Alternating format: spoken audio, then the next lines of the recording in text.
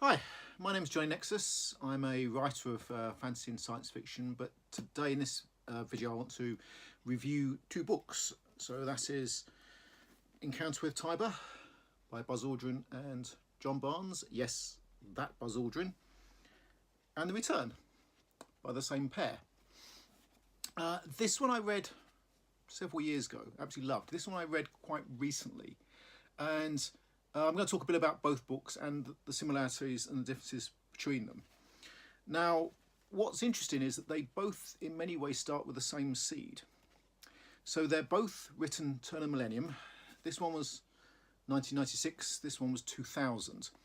And they both start off as near future, sort of hardish science fiction, with essentially the same event, two different versions of the same event, which is an accident happening to the Space Shuttle Columbia, which obviously this is pre-2003, which then triggers a change in US space policy and a need to come up with new radical launch systems.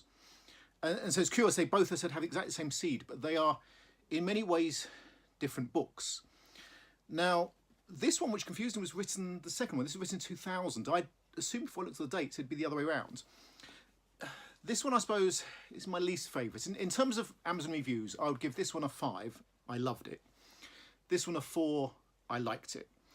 And it was perhaps a disappointment because I read this one first some while ago and loved it. It's probably on my top 5 science fiction books, maybe.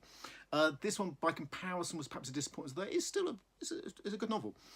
The difference is this one, essentially, it's all set within one, say, 6-month period. It's the perhaps a year. It's the aftermath of the accidents, the resolutions of the accidents, and it sort of starts off as hard science fiction and then perhaps goes slightly into techno-thriller territory, and it's essentially one linear story which progresses to a moderately satisfying conclusion. But this one is awesome.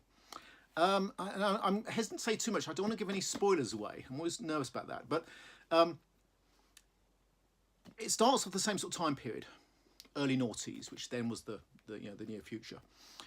But it then spans most of the 21st century, and having started off as I said, both of them start off in a sort of that hard science fiction territory that Andy Weir had in The Martians, that thing that's so technically close, just a bit in the future.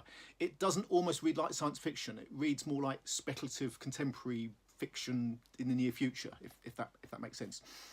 It starts off as that, but then it has this kind of magnificent multi-generational historical sweep. It's almost like a James Michener sort of novel set in the future is the best example I can give. Stays hard science fiction throughout. It doesn't veer into space opera territory, but it just has this magnificent kind of storytelling, mythological, historical feel to it, for want of better words. It also has this brilliant narrative device that I absolutely love, which is it's notionally set. It's a third-person story from the point of view of one person at the end of the story in the future, with 4 separate first-person flashbacks that aren't in chronological order. And normally I don't like it when people mix third person and first person, because it seems you're exposing the mechanism of the story. To me, it feels like it breaches the fourth wall. It removes me from the immersion of the storytelling.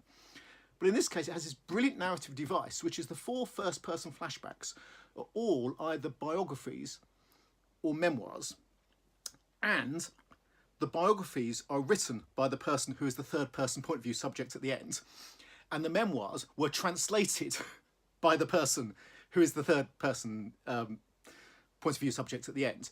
And so the whole thing links together. I'll read from the blurb, because if I read from the blurb, I'm not scared I'm doing an unreasonable spoiler. So, Encounter with Tiber is the compelling story of the men and women who take the human race through the transition from a species that occasionally ventures just beyond Earth's atmosphere to its ultimate destiny, a star-faring civilization. It is also the story of how civilization on a world circling Alpha Centauri, the star closest to our own solar system, tried to reach out between the stars and failed tragically. So there is an alien aspect to this. It's a story of 2 civilizations, our own, and a completely different alien civilization, which I said, while preserving the hard science fiction feel, this is hard science fiction archaeology in places. It preserves that hard science fiction feel, but has this wonderful kind of mythological feel of old tales from long ago. It's obviously it's slightly dated now because I said it's written in 1996, concerned the space shuttle, so it's the classic problem if you do a near future story, it will become dated. It's now almost, you know, alternate history, but it's a brilliant novel. If you can track it down, it's definitely a 5 out of 5 stars for me. It's on my, you know, top X whatever list of science fiction stories. It's a brilliant novel. Has some wonderful technical things in there. The description of technology is brilliant. There's lots of diagrams of spaceships. There's diagrams of orbits, I seem to call it at some point in there. It's very good. Strong recommendation for me if you can pick it up somewhere secondhand or on Amazon or whatever. On a final note, just like to say, if you've liked the video, do the usual thing, whatever you're supposed to do. Comment, like. Love to hear any feedback if anyone's read either 2 novels, and so on.